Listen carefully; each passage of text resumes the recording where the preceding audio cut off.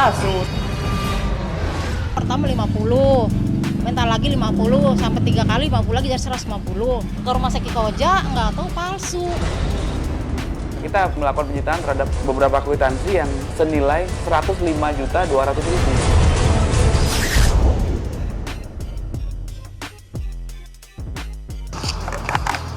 Yes, lihat. Mual-mual.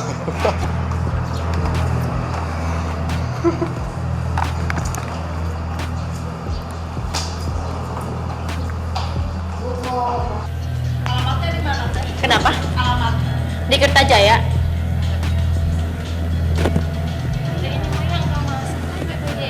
Kenapa? Yang nggak masuk, nggak terdaftar. Jadi gimana tuh teh kalau mau berobat? Paling umum teh daftar dulu di depan. Tapi itu pas diketik nama Ika Mulyani, nama saya bukan. Bukan, nggak ada kosong nih, sudah teh masuk. Ini kan? Ternyata tadi saya sudah mencoba kartu BPJS ini di puskesmas di Kabupaten Padalarang. Ternyata saya mencoba membawa kartu ini, namun ditolak oleh pihak rumah sakit karena diduga kartu ini merupakan kartu BPJS palsu.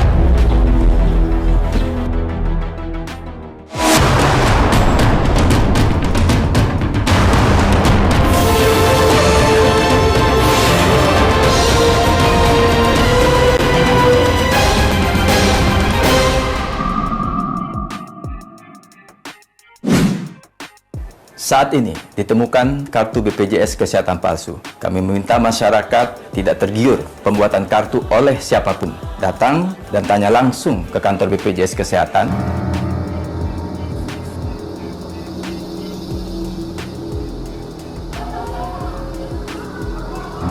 Berharap mendapat fasilitas kesehatan, ratusan orang menjadi korban kartu BPJS. Kartu BPJS yang masyarakat bawa justru tak bisa digunakan. Kartu BPJS yang mereka punya ternyata tiruan alias palsu. Peredaran kartu kesehatan milik negara yang dipalsukan itu berada di Kabupaten Bandung Barat, Jawa Barat. Korbannya pun mencapai hampir 1.000 orang. Awal mula terdeteksinya ada kartu BPJS palsu karena memang ada pasien yang berobat dan dirawat di Rumah Sakit Cibadak ini. Itu pada tanggal 19 Juli 2016, pasien tersebut masuk melalui UGD dalam kondisi tidak sadar, jadi tanpa rujukan dari puskesmas. Lalu dirawat tapi statusnya sebagai pasien umum. Jadi kita rawat, lalu keluarganya menghubungi pihak rumah sakit mengatakan akan membuat kartu BPJS atau mengambil berkas BPJS yang ada di rumah.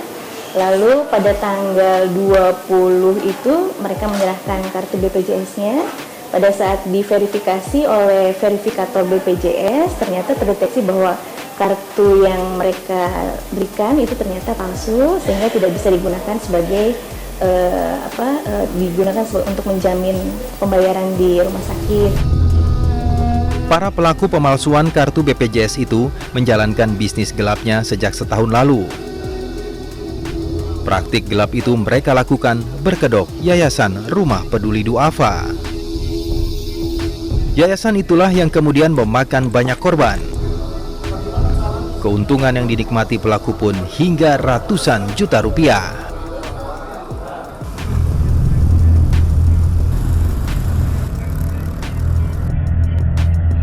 Salah satu desa yang menjadi korban bisnis BPJS palsu adalah Desa Kertajaya di Kecamatan Padalarang, Kabupaten Bandung Barat, Provinsi Jawa Barat. Di desa ini, kabarnya ada ratusan orang yang menjadi korban rayuan BPJS tiruan. Tim telusur mendatangi Desa Kertajaya mencari tahu bagaimana bisnis tipu-tipu itu bisa terjadi. Secara geografis, lokasi Desa Kertajaya memang cukup jauh dari pusat pemerintahan Kabupaten Bandung Barat. Sebagian besar warganya adalah petani. Akses informasi tentang fasilitas kesehatan pemerintah pun sulit mereka dapatkan. Pelaku memanfaatkan situasi ini dengan mengedarkan kartu BPJS palsu kepada masyarakat. Assalamualaikum Pak. Boleh masuk ya Pak ya? Pak, ini saya sedang mau tahu, ini Bapak merupakan korban kartu BPJS palsu ya? Memang yang sudah jadi begini juga, di rumah saya juga memang palsu ini. Yang sudah dipakai untuk berobat ke puskesmas juga palsu. Ada yang mengkoordinir dari kader desa, nawarin mau buat BPJS nggak 100.000, cuman nggak bayar lagi, cuman sekali. Sama yang tertarik gitu, cuman 100.000, kan yang lainnya bayar tiap bulan sekian gitu kan. 100.000 itu untuk per kakak? Per kakak, bukan per orang. Selain peran para pelaku, peredaran kartu BPJS palsu itu diduga juga melibatkan aparat perangkat desa. Lalu bagaimana modus pelaku menjalankan bisnis kartu BPJS tiruan itu hingga korbannya mencapai hampir 1.000 orang? Ini palsu juga? Palsu. Saya pertama udah nyobain ke dokter gigi ke puskesmas. Kan di sini fase ke-1-nya puskesmas Padalarang.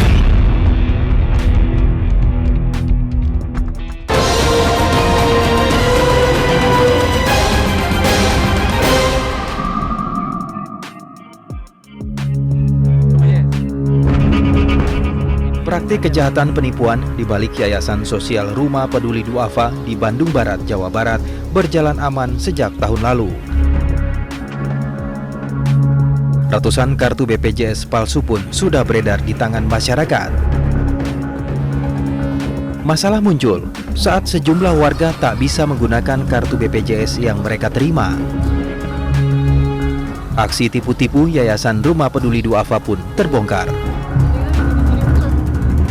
Yayasan Sosial Rumah Peduli Duafa berdiri sejak tahun 2008. Yayasan ini awalnya adalah lembaga peduli masyarakat. Di bawah naungan Ana Sumarna sebagai ketua yayasan, sejumlah kegiatan sosial pun kerap dilakukan. Seperti pengobatan gratis, serta advokasi bagi masyarakat yang membutuhkan. Jadi seperti tadi yang saya bilang, melakukan pendampingan ya, pendampingan untuk 3 sektor itu, pendidikan, kesehatan, dan ekonomi masyarakat gitu.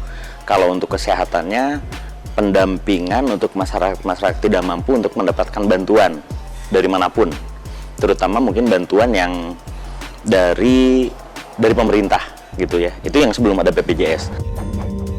Masuki tahun 2015, rasa sosial Ana Sumarna perlahan berubah. Niat mencari untung mulai dilakoni ketua Yayasan Rumah Peduli Duafa itu dengan mengeluarkan kartu BPJS palsu. Dalam menjalankan bisnis gelapnya, Ana Sumarna dibantu 2 orang, Ujang Sobari dan Desi Dwiyani. Keduanya adalah anak buah Ana Sumarna yang bergerak membangun jaringan di wilayah Kabupaten Bandung.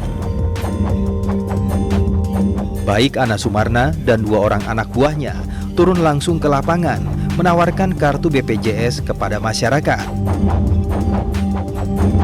Modusnya membantu membuatkan kartu BPJS kesehatan dengan iming-iming bebas iuran bulanan maupun tahunan. Untuk kartu BPJS palsu itu, sindikat ini memungut biaya Rp100.000 per kepala keluarga. Bilangnya saya sih sudah kerjasama dengan ya dinas sosialnya, sudah ada kerjasama dengan dinas pendidikan, dengan BPJS-nya juga sudah ada kerjasama. Memang waktu itu saya tidak sempat menanyakan mana ini kerjasamanya gitu ya, mana secara tertulis perjanjian kerjasamanya. Saya tidak sempat, saya hanya sempat per teleponnya waktu itu gitu. Akhirnya saya percaya saja dan saya dukung, bahkan saya menjadi donatur di lembaga ini gitu.